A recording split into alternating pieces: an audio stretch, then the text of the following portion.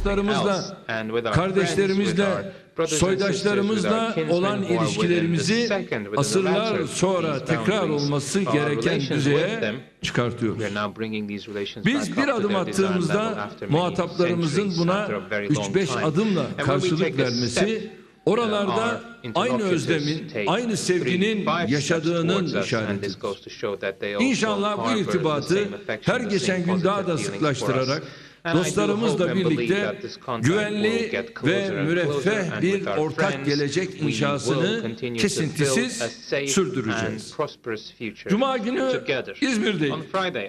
Cumartesi Diyarbakır'da, pazar günü de İstanbul'da çeşitli programlarda vatandaşlarımızla kucaklaştık, hasbihal ettik, hasret giderdik.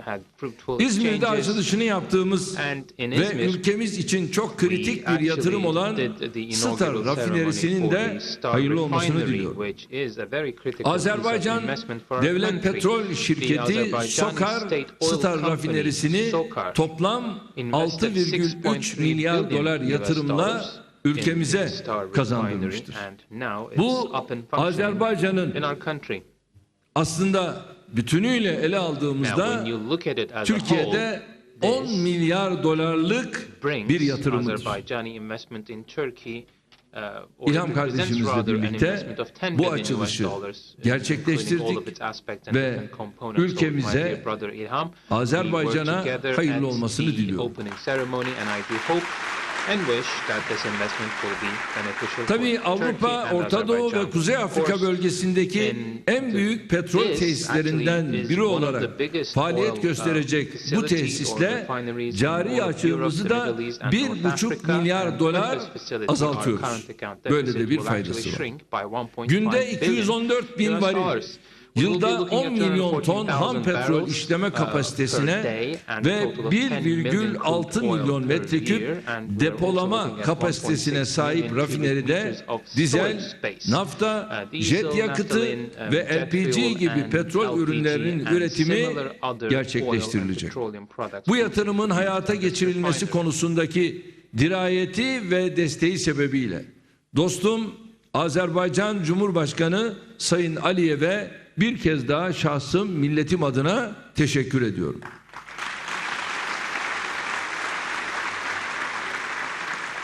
Tabii bu tesiste aynı zamanda bildiğiniz gibi ta işin başında burası özelleştirmeyle Azerbaycan tarafına geçtikten sonra bir de burada liman inşası gerçekleştirildi.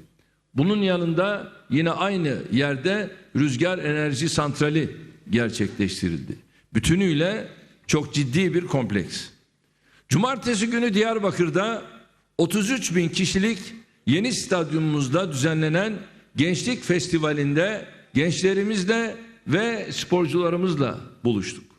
Burada siyasetçi ve sporcularımızdan oluşan ünlüler from the city, we had teams of politicians versus athletes, and the match, the game, if you will, the starting kick, I did the starting kick myself.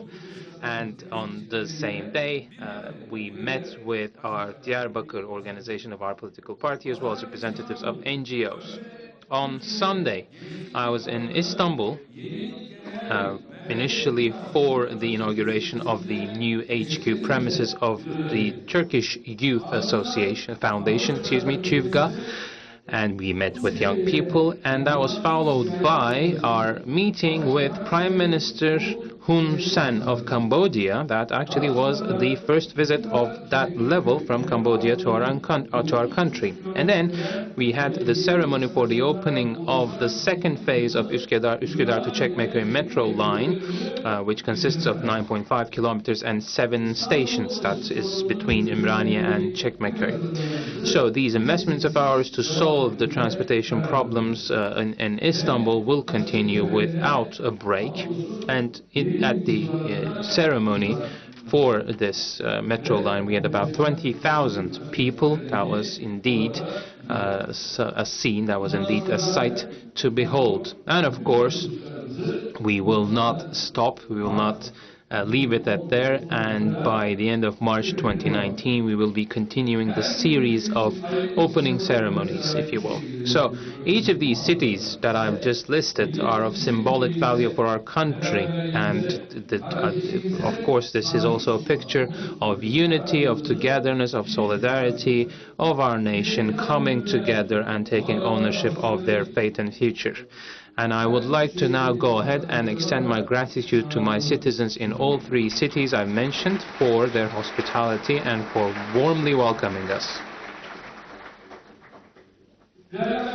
Dear friends, now in this part of our parliamentary group meeting, I would like to go ahead and talk about the fate of the journalist Jamal Khashoggi, who now we know for certain was murdered in the consulate of Saudi Arabia in Istanbul, and I will try and be thorough in my assessment of what happened. First of all, I would like to honor the memory of the late Jamal Khashoggi. May his soul rest in peace, and I extend my condolences to his fiancée, to his family, to his friends, to the people of Saudi Arabia, of which he was a citizen, and to the media world in general. Now, let's do a refresh of our memory, if you will, as regards what has happened. Jamal Khashoggi, for the first time, on 28th of September, Friday, at 11:50, goes into the chief consulate of Saudi Arabia in Istanbul for marriage related reasons. And it is now understood that this visit of Khashoggi was actually the information was given to the team that planned and executed the murder of the journalist. So that was the beginning of that planning phase. And some consulate officials actually left for their countries in a haste, and this points in the direction that some preparation work was indeed done. On October 1st at 16:30, a day before the operation, Monday that is, at 4:30 in the afternoon, a team of 3 comes to Istanbul through a scheduled flight, a commercial flight. They go to a hotel first and then to the consulate. So in the meantime, another team of people from the consulate go on an exploration mission to the Belgrade forest and to the city of Yalova. On the 2nd of October at 1:45 a.m., a team of 3 people again took a scheduled flight to Istanbul and went to their hotel. A third team of 9 people, including generals, took a private plane, landed at the airport and went to another hotel for the night. So overall, the team we're looking at is a total of 15 people. And this team of people, from 9:50 to 11 a.m., they come in different groups to the consulate and meet there. The first thing they do is to remove the hard disk in the camera system of the consulate. And in the meantime, Jamal Khashoggi was telephoned at 11:50 to confirm his appointment on that day. On the same day, at early hours, Khashoggi comes from London to Istanbul and enters on foot into him at that point in time. And after that point in time, no information was obtained from him, no news of him came out.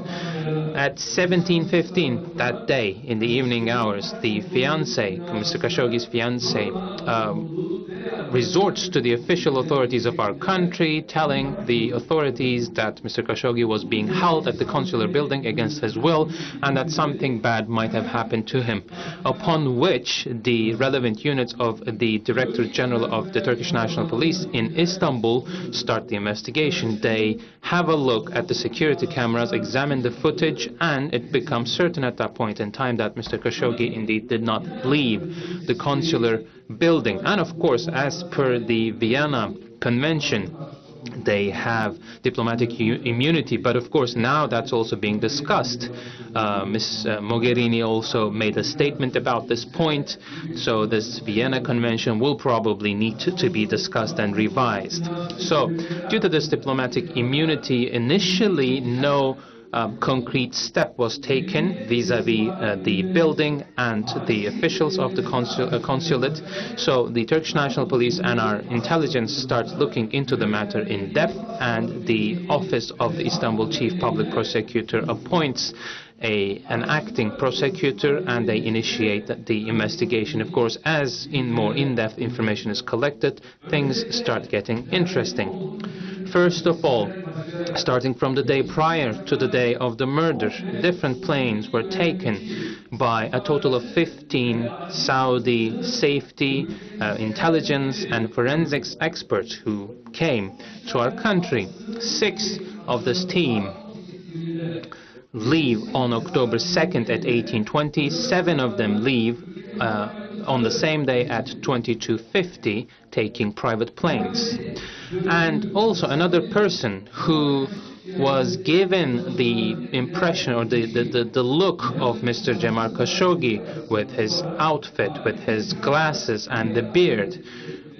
This individual and the individual accompanying him also took a scheduled flight after midnight to Riyadh. And on the day of the incident, the personnel working at the consulate and the residents were gathered together, and the explanation given to them was that there was an inspection going on. Then they were they were let go that day. They were asked to leave. So the administration of Saudi Arabia first rejected the claims on October 4th that Khashoggi was killed, and the chief consulate officer actually invites on October 6th a correspondent of Reuters inside the consular building, and he opens and closes doors of cupboards, the utility panes, and different areas of the consular office. But of course, that was done in a manner that was far from being serious. But in the meantime, our national police, our intelligence services, our prosecution services continue to concentrate on their investigations to obtain new information and documentation. And our Ministry of Foreign Affairs also was in constant communication with their counterpart to discuss the issue and to share information. On October 11, there was a group of special representatives who came to our country from Saudi Arabia, and different contacts were made with them. And of course, after the matter being kept on the agenda by our community, by our press community, by the global media focusing on this issue, the consular services allowed the consular premises to be searched. Of course, dear friends, we have to ask certain questions and find answers to these questions, because this incident happened in Istanbul, and we have, as a result, responsibility. So we, as people of responsibility, we have the right to ask these questions. As things start to clarify, of course, other countries started taking action. And at every opportunity, of course, we've made it clear that we will not remain silent in the face of this murder, and that we will take every step required by our conscience and by the law. On top of that, of course, we had to wait for the end of the examinations and the investigations so that we would not falsely incriminate anyone. His Excellency, the King of Saudi Arabia, Salman bin Abdulaziz, the custodian of the 2 holy mosques, we had a phone conversation with him for the first time on the 14th of October, and I explained to him the present situation in light of the information we had at that point in time. And during this telephone conversation, I actually explained to him the talks we had with the special delegation of representatives he had previously sent, and I informed him of our joint decision to have a joint investigative group, and we had an agreement on the fact that this would be the path to follow. Upon the instructions of the King, teams from the prosecution service and from our Turkish National Police went into the consular premises and did some examination. Of course, before that, it was not allowed by the consular officials. And when that first team of representatives came and talked to me, I explained certain things to this team of representatives as to how insufficient and incompetent this the consul was, and I conveyed the same message to His Excellency the King as well. So after that conversation, the following day, the Consul General was removed from his position. In the meantime, the Consul General, while he was in Istanbul, had to go back to his country. He left. So there was another round of examinations in the consular premises on the 18th of October. On the 19th of October, that is to say 17 days after the murder, the Saudi administration officially admitted that Jamal Khashoggi was murdered inside the consular premises, inside the consular building. In the statement from the administration, it was mentioned that Khashoggi died during a brawl that erupted in the building. On the same day, in later hours of the day, I had another phone conversation with the King, Salman bin Abdulaziz.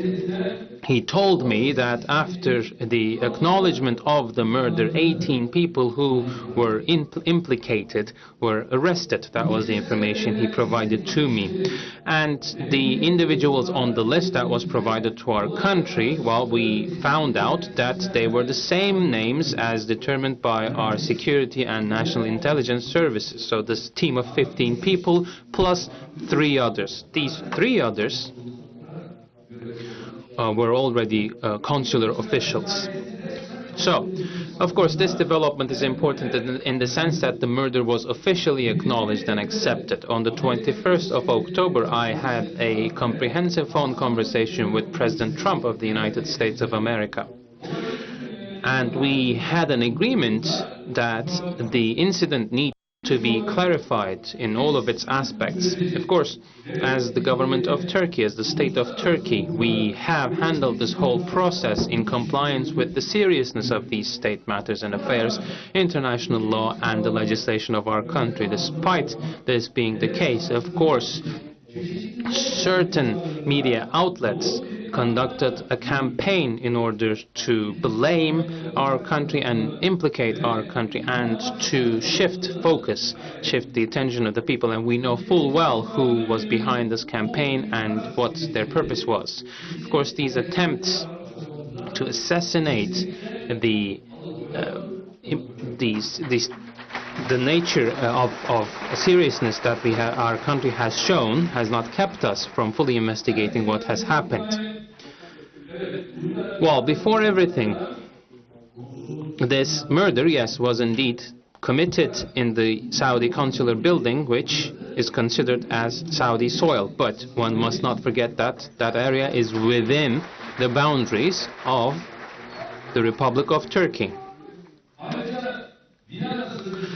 Also, the Vienna Convention and other rules of international law do not allow the investigation of such a vicious murder to be prevented by resorting to the shield of diplomatic immunity. Of course, we will investigate this murder, which was committed inside our country in all of its aspects. We will look into it and we will do whatever is necessary. On the other hand, of course, Jamal Khashoggi was a Saudi national, but on top of that, he was a world-renowned journalist. And this, of course, gives us an international responsibility. On top of her own sovereignty rights, Turkey will be persistent in the follow-up of this incident on behalf of the international community and as a representative of the joint conscience of mankind. The information and the evidence that we have so far collected indicate that Jamal Khashoggi was slain in a vicious, violent murder. Whitewashing such barbarity will, of course, injure and wound the conscience of all humanity. And we are, of course, looking forward to the same sensitivity being demonstrated by the administration of Saudi Arabia and all other parties to this affair. Dear friends, the Saudi Arabian administration took an important step by acknowledging and admitting the murder. And now our expectation from them going forward is that all those responsible from the highest degree, highest level to the lowest level will be highlighted, will be brought to justice, and will get the punishment they deserve. And there are indeed strong signs that the incident was not a momentary issue or a momentary result of something that erupted on site, but rather the result of a planned operation. And of course, in light of the existing information, the following questions still are relevant.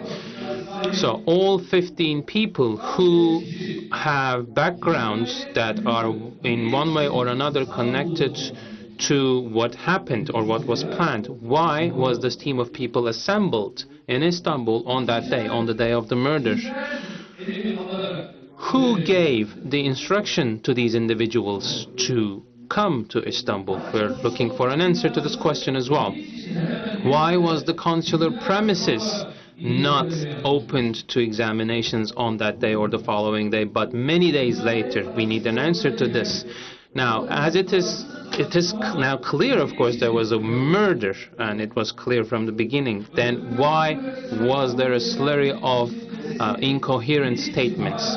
And now there is official acknowledgement that there was a murder. Where is the body? Why do we still not have the body? If the information that the body was given to a local cooperator, co-conspirator, and this is information by an authority, by the way. Now, my question is, who is this local co-conspirator?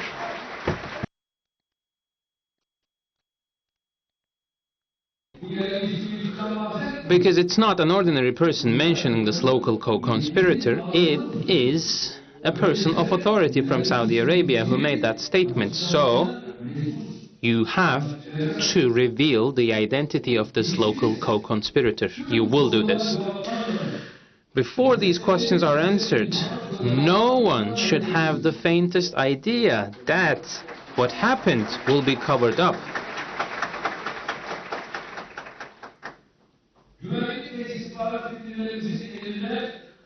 So, there is, of course, some additional information that is now being assessed by our security and intelligence services, but of course that information also points to the fact that the incident was pre-planned, premeditated. As the examination of these bits of pieces of information is complete, it will, of course, make its way into the official investigation filed by the prosecution services. Of course, we cannot put the blame on a number of security or intelligence officials for such an incident. It will not satisfy either us or the international community. And the international conscience will only be satisfied when everyone is held accountable, the executors and the persons or the people who gave the instruction. Personally, I do not doubt the sincerity of His Excellency the King Salman bin Abdulaziz, custodian of the two holy mosques. However, it is very, very important that there is a truly impartial and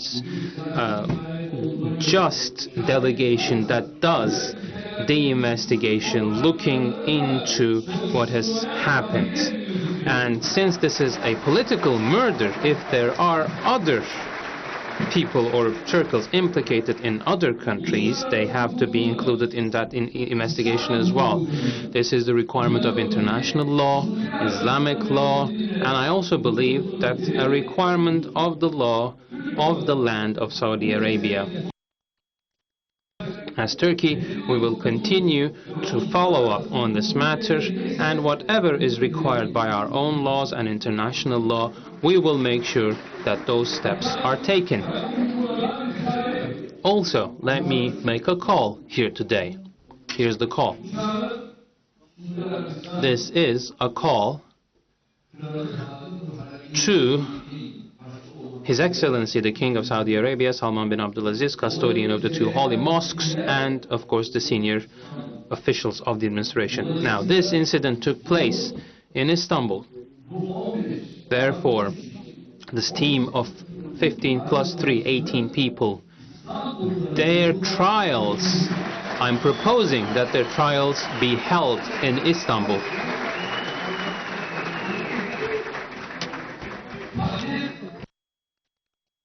Of course, it's their prerogative, it's their appreciation, but this is my recommendation, this is my suggestion, because this is where the incident happened.